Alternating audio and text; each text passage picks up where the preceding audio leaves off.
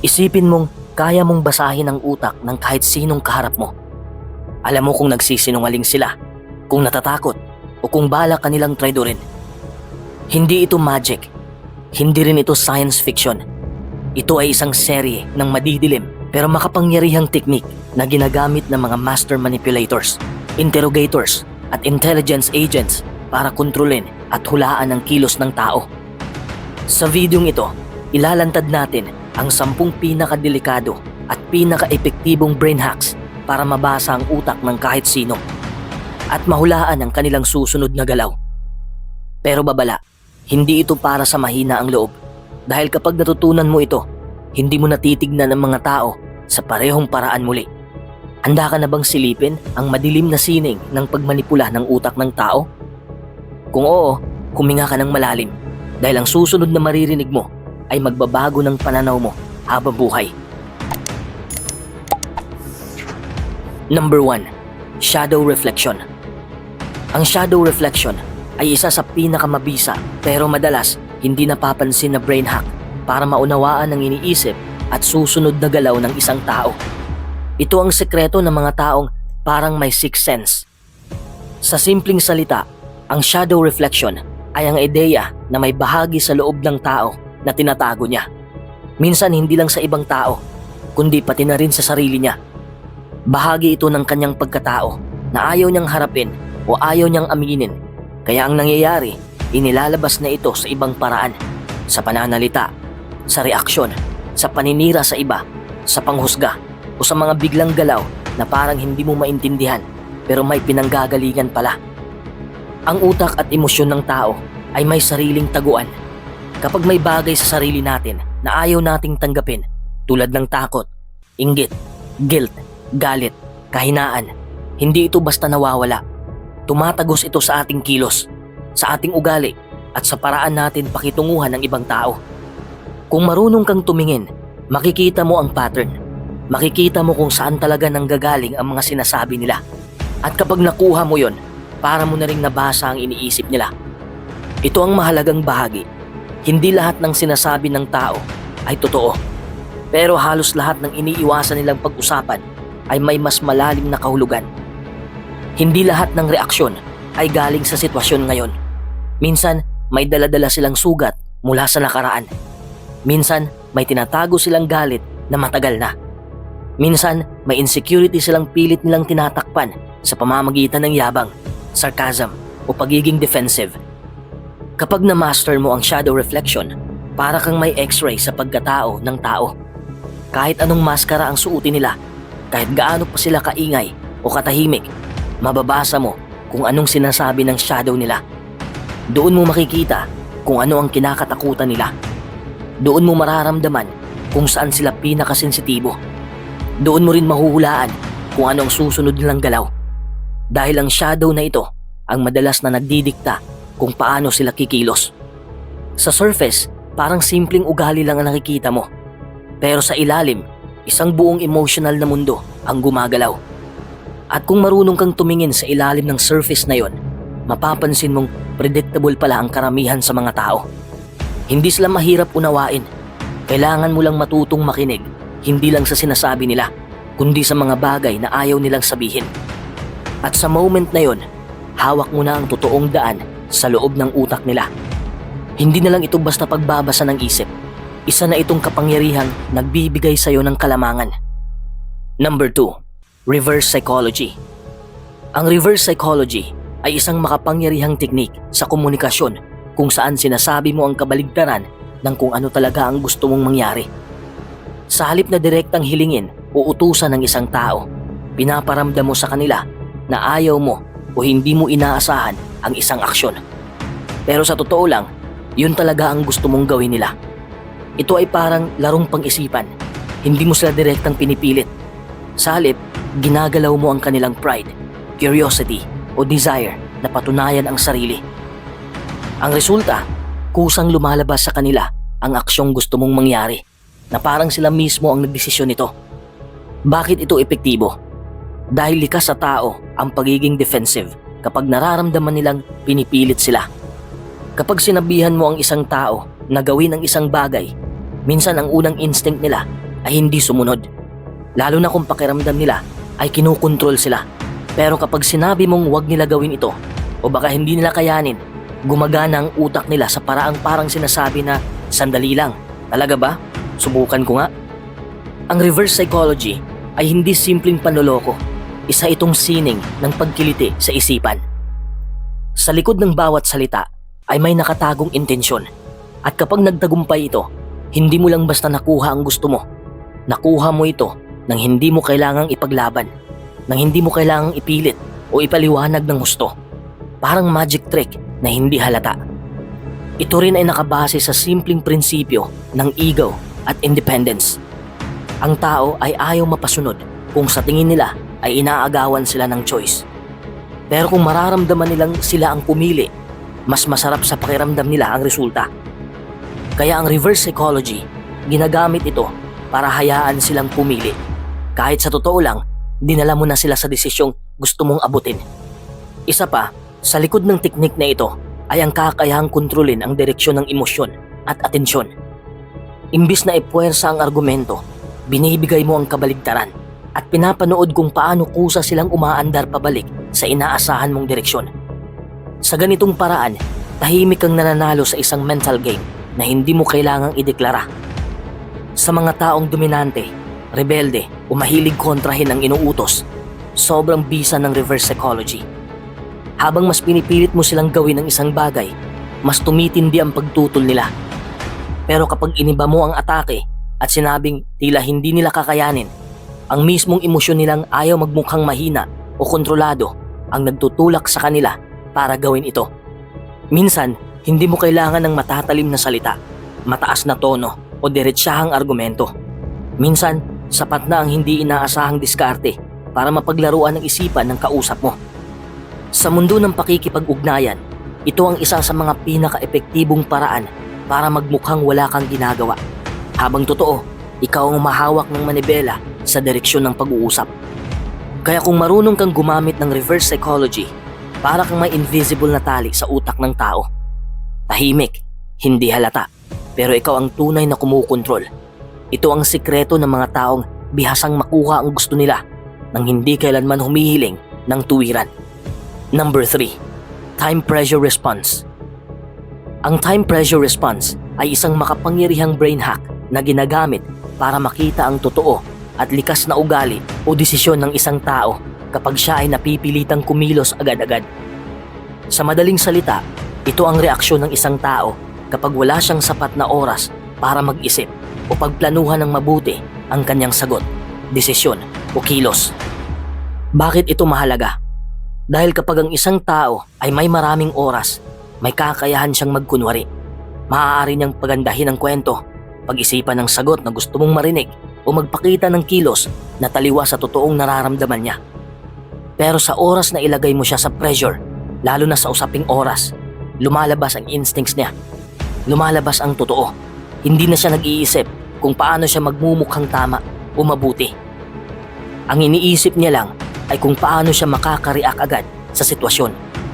Ang utak ng tao kapag nasa pressure, lalo na sa limitadong oras, ay pumipili ng pinakapamilyar na pattern sa kanya. Ibig sabihin, kung sanay siyang umiwas sa responsibilidad, yun ang gagawin niya. Kung ang default niya ay mangako ng hindi iniisip, yun ang lalabas. Kung sanay siyang mang-gaslight o magmanipula, doon siya mapupunta. Ito ang dahilan kung bakit ginagamit ang time pressure ng mga interrogator, negosyante at kahit ng mga politiko para makita kung ano talaga ang nasa loob ng isang tao. Hindi dahil gusto nilang i-stress ang kausap nila, kundi dahil doon sa stress, lumilitaw ang likas na pagkatao. Hindi lang ito para sa malalaking sitwasyon, maging sa pang-araw-araw na buhay, epektibo ito. Minsan, iniisip natin na kilala natin ang isang tao base sa matagal nating pakikitungo sa kanila. Pero ang totoo, sa mga sandaling wala silang oras magtago, doon mo sila tunay na makikilala. Ang time pressure response ay parang salamin. Hindi ito perpekto, pero kadalasan ipinapakita nito ang bahagi ng pagkatao na pinakatotoo kahit hindi nila sinasadya. Kaya kung gusto mong basahin ang isip ng isang tao o hulaan ang susunod niyang galaw, ilagay siya sa isang sitwasyong kailangan niyang magdesisyon agad. Pakinggan mo ang sagot niya. obserbahan mo ang kilos niya. Dahil sa sandaling yon, hindi siya nagsusuot ng maskara. Ang ipinapakita niya ay ang totoo. Number 4. Strategic silence.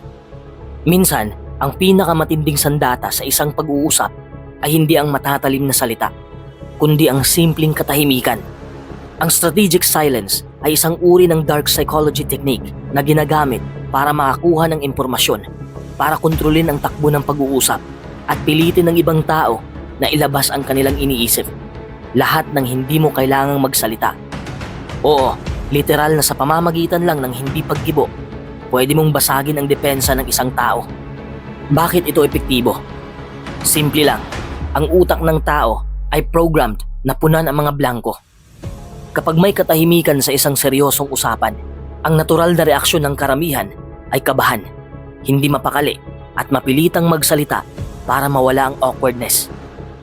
At kadalasan, dahil hindi sila handa, mas nailalabas nila ang totoo nilang iniisip, hindi yung scripted o pinalambot na bersyon.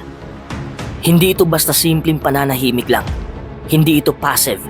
Ang strategic silence ay isang aktibong paraan ng pagkuha ng kontrol. Pinipili mong huwag magsalita para bigyan ng pressure ang kausap mo. Habang nananahimik ka, unti-unti silang kinakabahan. Iniisip nila kung mali ba ang sinasabi nila, kung galit ka ba, o kung may alam ka na hindi nila alam na alam mo.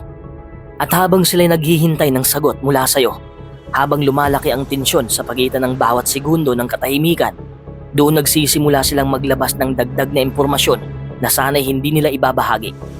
Minsan, pati mga sekreto o iniisip nilang taktika ay kusang lumalabas dahil gusto lang nilang tapusin ang bigat ng katahimikan. Ang lakas ng epekto nito ay nakasalalay sa timing. Hindi mo ito ginagamit sa lahat ng usapan. Hindi ito para sa simpleng kwentuhan. Ang strategic silence ay para sa mga sandaling kailangan mong makita ang totoo. Kung tapat ba ang kausap mo, kung nasaan ang loyalty nila, o kung ano talaga ang intensyon nila. At sa mga sandaling yon, kapag ikaw ay tumahimik sa tamang panahon, mas malakas pa ito kaysa kahit anong tanong. Ang katahimikan ay hindi laging kahinaan. Sa tamang paggamit, ito'y nagiging puwersa. Isang invisible weapon na bumabasag ng maskara, naglalantad ng sikreto, at naglalagay sa'yo sa kontrol ng buong sitwasyon. Number 5. Pattern loop breaking. Sa pang-araw-araw na usapan, madalas tayong sumusunod sa mga nakasanayan o automatic na mga sagot kapag may nagtatanong sa atin. Parang nakaprogram na tayo sa isang loop ng mga tanong at sagot na paulit-ulit lang kung saan hindi talaga lumalabas ang tunay nating saloobin o nararamdaman. Ang tinatawag nating pattern loop ay yung routine o paulit-ulit na paraan ng pagresponde ng isang tao na parang naka-autopilot lang. Kadalasan, kapag na-challenge tayo ng mga pangkaraniwan o inaasahang tanong, madali nating nasasagot gamit ang mga formal o default na sagot na gusto lang ng kausap. Pero dito pumapasok ang pattern loop breaking. Ito yung technique na sinisira yung normal na daloy ng usapan para mapilitang mag-isip ng mas malalim ang kausap at hindi nilang basta-basta sumagot. Kapag nangyari ito, bumabagal ang utak nila. Lumalabas ang tunay nilang iniisip at nagiging mas totoo ang kanilang sagot. Parang pag pinindot mo ang pause button sa kanilang otomatikong tugon, napipilitan silang mag-process ng iba at mas pinag-iisipang sagot. Dito mo mahuhuli ang mga nakatagong saloobin, takot, pagdududa o intensyon na karaniwan ay hindi nila sinasabi dahil sa takot o dahil gusto nilang mapanatili ang imahe nila. Isa pa, ang teknik na ito ay nakakaengganyo kasi ang utak natin ay hindi sanay sa biglang pagbabago o out of the box na tanong o kilos. Kapag nadinig o nakita nila ang isang bagay na hindi nila inaasahan, nagkakaroon sila ng cognitive dissonance, ang pakiramdam na naguguluhan at kailangang mag-adjust. Sa sandaling ito, naiiwan sila sa isang mental vulnerability kung saan mas madaling mahulaan ang susunod nilang gagawin o sasabihin dahil hindi pa nila ganap na naiisip ang magiging sagot. Kaya napaka-powerful ng pattern loop breaking para sa mga gustong magbasa ng isip o mahulaan ang kilos ng ibang tao. Hindi lang ito basta pagtanong, kundi paglabag sa mga routine na palagi nilang ginagawa para mapilit silang magpakita ng kanilang tunay na sarili. Sa ganitong paraan, lumalabas ang kanilang subconscious, yung mga bagay na hindi nila kayang itago o o kontrolin.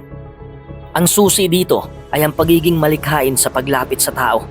Huwag pumayag na manatili kayo sa mga paulit-ulit at predictable na usapan.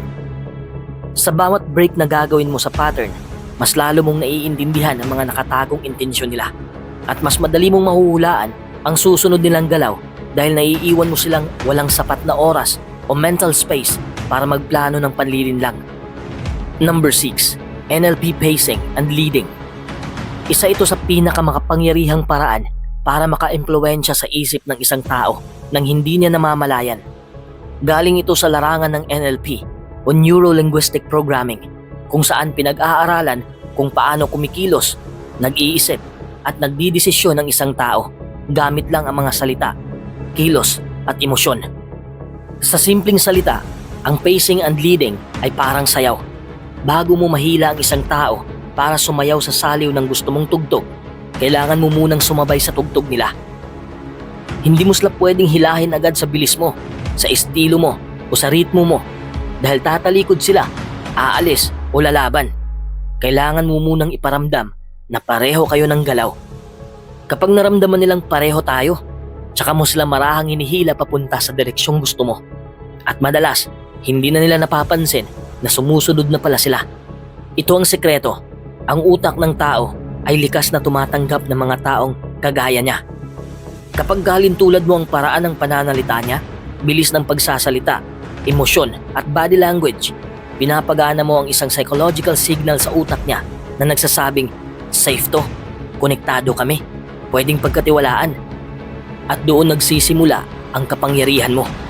Kapag nasanay ka sa pacing o yung pagsunod muna sa vibe ng isang tao, unti-unti mong pwedeng baguhin ang tono ng usapan, ang direksyon ng emosyon at ang bilis ng galaw. Ang tawag doon ay leading. Hindi mo kailangang pilitin o kontrolin ang hayagan. Ang ginagawa mo ay natural mong inaakay ang subconscious mind nila patungo sa emosyon, desisyon o paniniwalang gusto mong ipasok. Pero ito ang dapat mong tandaan. Hindi ito pwedeng madaliin. Kung hindi mo muna pinaghirapang i-pacing ang isang tao, kung hindi mo muna sinubukang intindihin, damayan at i-match ang estado niya, hindi ka niya susundan. Magmukha ka lang pushy, fake o manipulative. Pero kung tama ang pacing mo, halos kahit anong sabihin mo ay papakinggan, tatanggapin at minsan ay susundin pa niya dahil akala niya ay kusa niyang pinili ito. Hindi ito magic, pero malapit na. Kasi kapag ginawa mo ito ng tama, para ka nang nagkakaroon ng invisible remote control sa isip ng ibang tao. Hindi para abusuhin sila, kundi para gabayan sila sa mas malalim na koneksyon, komunikasyon at pag-unawa. Number 7. Conversational leading. Ang conversational leading ay isang uri ng estratehiya kung saan ikaw ang tahimik pero epektibong gumagabay sa direksyon ng pag-uusap nang hindi halatang ikaw ang may kontrol. Para kang invisible pilot. Hindi nila alam na ikaw pala ang nagmamaneho ng buong takbo ng conversation.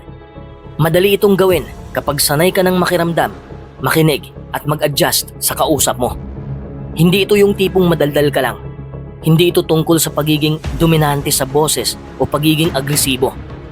Ang tunay na galing ng conversational leading ay nasa husay mong pumili ng mga tanong at salitang ginagamit para maramdaman ng kausap na sila ang namumuno.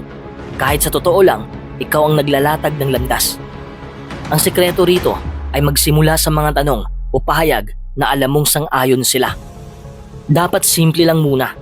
Kapag naramdaman nilang agree sila sa'yo, magiging mas madali para sa kanila na magbukas, magtiwala at sumunod sa susunod mong direksyon sa usapan.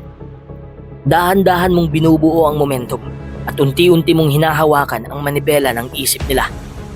Habang lumalalim ang usapan, napapansin mong kusa silang nadadala sa mga paksa o emosyon na gusto mong tukuyin. Ikaw na ang nagdidikta ng mood. Ikaw ang pumipili kung kailan magiging seryoso, kung kailan tatawa, kung kailan maiiyak. Isa kang direktor ng pelikula, pero ang script ay tila galing sa kanila. Ang ganda sa conversational leading ay hindi ito sapilitan. Walang pressure, walang halatang manipulasyon.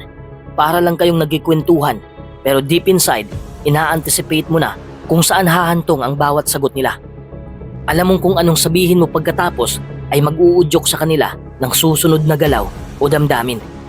Ang ganitong teknik ay sobrang epektibo, lalo na kung ang kausap mo ay emotional, pagod, gutom o may pinagdadaanan. Bakit? Kasi kapag emotional ang tao, mas madaling makapasok sa isip nila. Mas madali silang dalhin sa direksyong gusto mong puntahan. Mas mahina ang resistensya ng utak nila sa mga ideya mo. Hindi ito masama kung ang layunin mo ay makatulong o makabuo ng magandang koneksyon. Pero sa maling kamay, ang conversational leading ay pwedeng gamitin para manipulahin, lokohin o paglaruan ng damdamin ng tao. Kaya mahalagang maging responsable sa paggamit nito. Ang totoo, kahit hindi mo alam, madalas ginagamit ito sa'yo. Sa sales talk, sa politika, sa relationships, sa interviews, at kahit sa mga simpleng chat. Kapag marunong kang kumilatis, mapapansin mong may mga taong parang hinuhubaran ang utak mo. Dinadala ka sa emosyon na gusto nilang maramdaman mo at binubuksan ng mga bahagi ng sarili mong hindi mo inaasahang maibubunyag mo.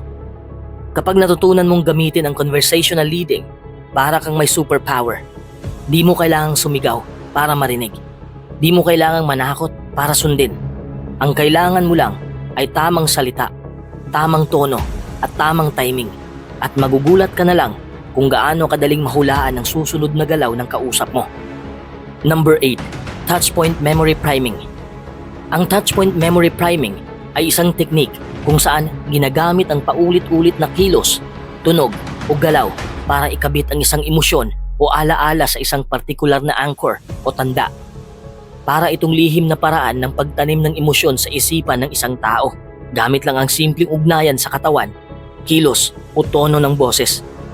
Hindi ito obvious. Tahimik itong gumagana sa likod ng kamalayan. Hindi nare-realize ng isang tao na may binabago na pala sa nararamdaman niya. At ang kontrol ay wala na sa kanya, kundi nasa taong gumagamit ng teknik na ito. Ang ating utak ay laging naghahanap ng pattern. Kapag may emotional na karanasan tayo, masaya man o malungkot, in-store ito ng utak kasama ang lahat ng detalye sa paligid. Amoy, tunog, hawak, kahit ang pakiramdam ng hangin. Ngayon, kapag inulit mo ang isa sa mga detalye na yon, kahit wala na yung aktwal na karanasan, bumabalik ang damdamin. Ito ang sinasamantala ng touchpoint memory priming. Isa itong uri ng priming kung saan sinasadya mong lumikha ng koneksyon sa pagitan ng pisikal na kilos at emotional na estado ng isang tao. Sa simpleng salita, ginagawa mong trigger ang isang bagay para maglabas ng tiyak na emosyon. Ang kagandahan ng teknik na ito ay hindi kailangan ng salita.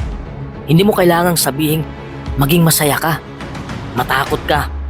Gamit lang ang isang partikular na paghawak, isang specific na tunog o tono ng boses, pwede mong i-activate ang emosyon na gusto mong maramdaman ng kausap mo.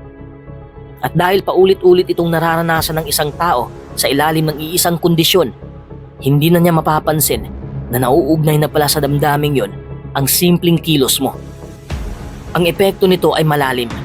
Ang isang tao na sinanay mo sa touchpoint memory priming ay maaaring maramdaman ang tiyak na emosyon kahit hindi niya naiisip kung bakit. Pwede siyang biglang maging mas komportable, mas guilty, mas kabado o mas masaya kahit walang malinaw na dahilan.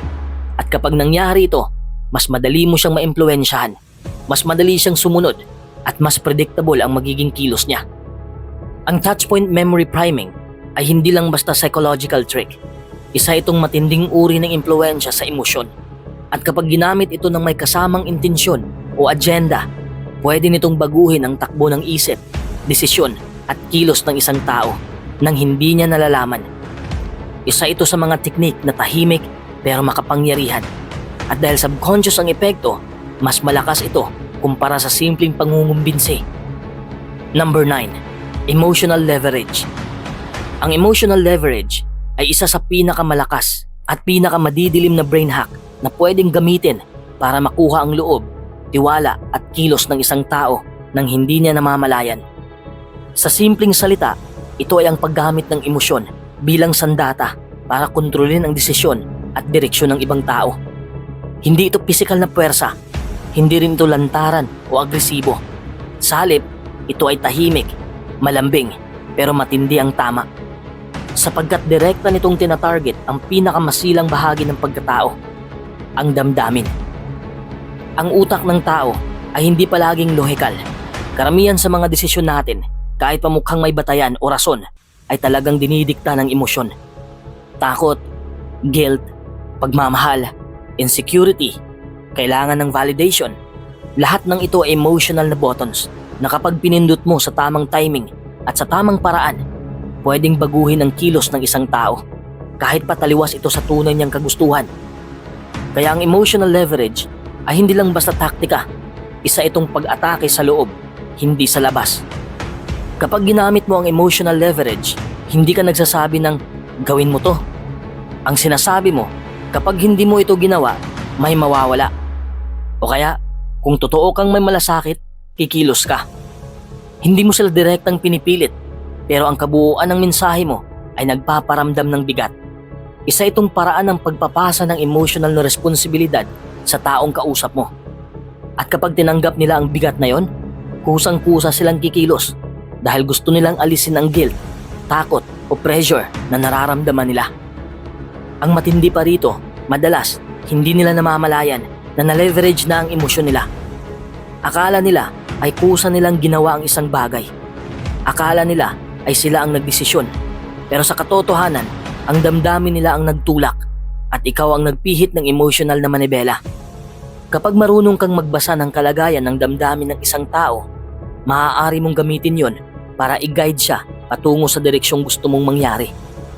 Maingat itong ginagamit ng mga mahusay magsalita, ng mga negosyante, ng mga manipulador at kahit ng mga taong marunong maglaro sa relasyon.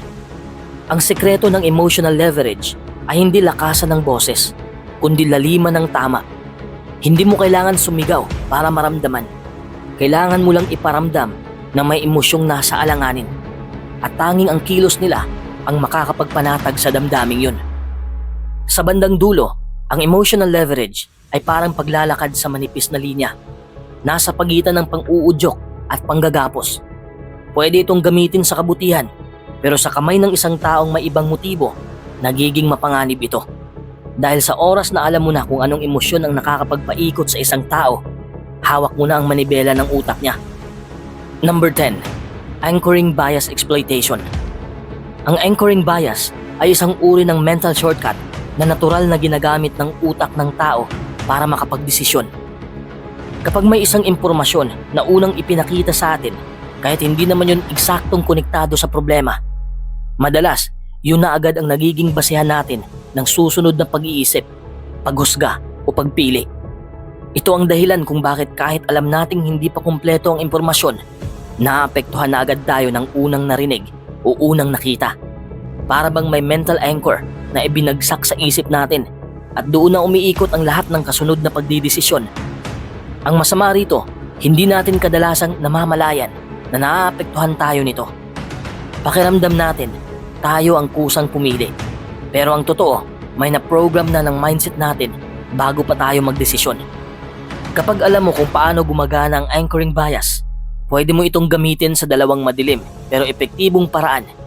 Una, para ma-impluwensya ng isip ng ibang tao. At ikalawa, para mahulaan kung paano sila kikilos. Dahil kung alam mo kung ano ang anchor na nakaregister sa utak nila, madali mong makikita kung saan papunta ang flow ng kanilang isip at emosyon. Ang anchoring bias ay hindi lang basta impluwensya.